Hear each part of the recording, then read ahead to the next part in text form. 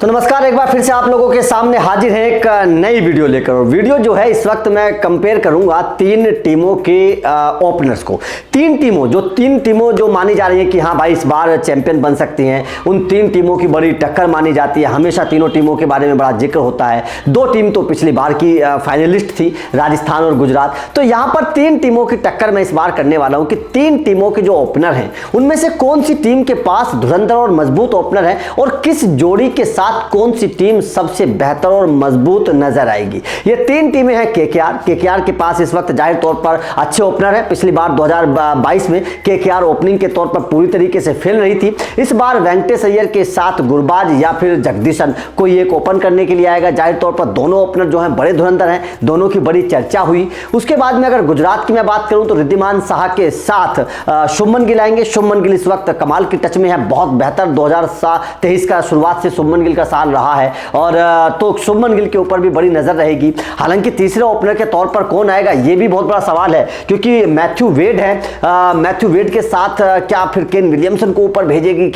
गुजरात, ये भी बहुत बड़ा सवाल है। तो नंबर 3 पर क्या होगा? नंबर 3 पर शायद मेरे हिसाब से केन विलियमसन को इस बार भेजा जा सकता है। तो ये भी ऊपरी क्रम गुजरात का बड़ा मजबूत नजर आ रहा है, क्योंकि केन विलियमसन इस वक्त कमाल के टच में और फॉर्म में भी नजर आ रहे हैं। उसके बाद में अगर मैं राजस्थान की बात करूं तो राजस्थान के पास बटलर, जायसवाल और पडिक्कल, ये तीन है। अब देखिए यहां पर चर्चा शुरू करते हैं, तीनों को कंपेयर करना शुरू करते हैं कि आखिर कौन सी जोड़ी मजबूत रहेगी और नंबर 3 पर कौन सा बल्लेबाज सही रहेगा। देखिए यहां पर अगर मैं केकेआर की बात करूं तो वेंकटेश अय्यर तो फिक्स है मेरे हिसाब से, लगभग वेंकटेश अय्यर फिक्स है। उनके बाद में गुरबाज या फिर जगदीशन। मुझे ऐसा लगता है कि शायद केकेआर जगदीशन के साथ जाना पसंद करेगी, क्योंकि भारतीय हैं।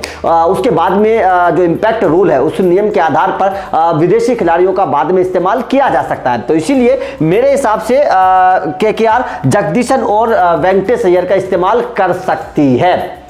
तो ये बहुत अच्छी जोड़ी है। हालांकि वेंकटेश अय्यर की फॉर्म कैसी रहती है देखने वाली बात होगी कि किस तरीके की बल्लेबाजी इस बार करते हैं। लेकिन 2022 तो उनका बहुत बेकार गया था, 2023 कैसा रहेगा देखने वाली बात होगी। उसके बाद में अगर मैं राजस्थान की बात करूं तो मेरे भाई इस बार राजस्थान की ओपनर से बच के रहना। विदेश मतलब दूसरे टीमों के गेंदबाजों को ये सोचना पड़ेगा कि इन दोनों को कैसे आउट किया जाए, क्योंकि बटलर और जायसवाल दोनों विध्वंसक फॉर्म में हैं, दोनों खतरनाक फॉर्म में हैं। और सबसे बेहतर अगर ओपनिंग जोड़ी मुझे नजर आ रही है किसी टीम की तो राजस्थान की मुझे नजर आ रही है, क्योंकि जोस बटलर और जायसवाल दोनों कमाल के टच में हैं, शतक लगा रहे हैं, रन बना रहे हैं, चौके छक्के बरसा रहे हैं और बहुत बेहतर रंग में इस वक्त नजर आ रहे हैं। जोस बटलर तो हमेशा रहते हैं, लेकिन जायसवाल इस बार बहुत अच्छे टच में मुझे नजर आ रहे हैं। तो इसीलिए मुझे सबसे बेहतर ओपनिंग जोड़ी राजस्थान की नजर आ रही है इस बार, अगर मैं बताऊं आपको। उसके बाद में पडिक्कल जो है बहुत कमाल के टच में है, नंबर 3 पर आते हैं, बहुत बेहतर बल्लेबाजी हमेशा करते हैं। तो पिछली बार भी कई अच्छी पारियां पडिक्कल ने खेली थी, तो इस बार नंबर 3 पर भी देवदत्त पडिक्कल के ऊपर बड़ी जिम्मेदारी होगी। और तीनों अच्छे बल्लेबाज हैं, ऊपरी क्रम के बल्लेबाज हैं, तीनों ने अच्छा खेल दिखाया है अगर मैं बात करूं तो। उसके बाद में अगर गुजरात की मैं बात करता हूं तो गुजरात में रिद्धिमान साहा, शुभमन गिल, ये दोनों आपको ओपन करते हुए नजर आएंगे। पिछले साल भी इन दोनों ने ही ओपन किया था, अच्छी टच में दोनों नजर आए थे। दोनों ने बहुत सुलझी हुई सधी हुई पारियां खेली थी। तेज गति से तो हालांकि रन नहीं बनाते हैं, लेकिन टिकाऊ हैं बल्लेबाज, मतलब विकेट नहीं गिरने देंगे। विपक्षी टीम के जो गेंदबाज हैं उनको धराशायी कर देते हैं। तो इसीलिए दोनों बड़े सुलझे हुए बल्लेबाज नजर आते हैं। लेकिन शुभमन गिल ने बहुत अच्छा टच दिखाया। 2023 की शुरुआत शुभमन गिल के लिए कमाल की रही है, और अगर यही टच रहता है 2023 में भी तो जाहिर तौर पर शुभमन गिल के रहते हुए गुजरात की टीम बहुत मजबूत नजर आएगी। लेकिन नंबर 3 पर कौन होगा? मैथ्यू वेड होंगे या फिर आपके विलियमसन होंगे? नंबर 4 पर विलियमसन होंगे, क्योंकि केन विलियमसन जो है ना वो नंबर 3 पर मुझे ऐसा लगता है मैथ्यू वेड की जगह आपको खेलते हुए नजर आएंगे। रिद्धिमान साहब को विकेट कीपर के तौर पर खेलते हुए नजर आएंगे और आपको केन विलियमसन हो सकता है कि नंबर 3 पर खेलते हुए इस बार नजर आएंगे। क्योंकि अगर पिछले साल को हम देखें तो गुजरात की टीम नंबर 3 पर बहुत कमजोर नजर आई थी, बहुत कमजोर नजर आई थी। वहां पर उन्होंने विजय शंकर को आजमाया, वो नहीं चल पाए। मैथ्यू वेड को आजमाया, वो नहीं चल पाए। कुल मिलाकर नंबर 3 की जो एक खाली पोजीशन थी, एक कमजोरी थी गुजरात की, वो इस बार भर सकती है, क्योंकि केन विलियमसन एक सुलझे हुए बड़े बल्लेबाज हैं, नंबर 3 के बहुत बड़े बल्लेबाज हैं।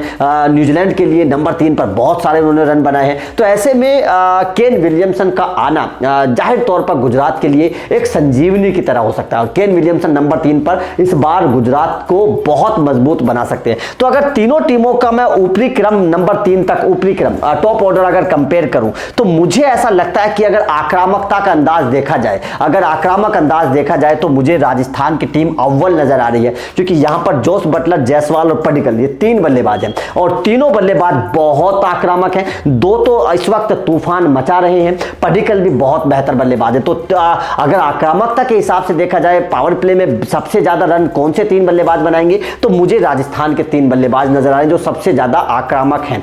उसके बाद में अगर भरोसेमंद देखा जाए तो भरोसेमंद मुझे मेरे भाई रिद्धिमान शाह और शुभमन गिल नजर आ रहे हैं, क्योंकि 2022 में उन्होंने वो काम करके दिखाया है। अब यहां पर देखिए आक्रामक तो ये भी है, गुरबाज और जगदीशन आक्रामक तो ये भी है, लेकिन प्रॉब्लम क्या है कि वेंकटेश अय्यर के ऊपर भरोसा नहीं जता पा रहा हूं मैं। मुझे लग नहीं रहा है कि वेंकटेश अय्यर उस आक्रामक अंदाज में बल्लेबाजी करेंगे और वेंकटेश अय्यर को मौका दिया जरूर जाएगा।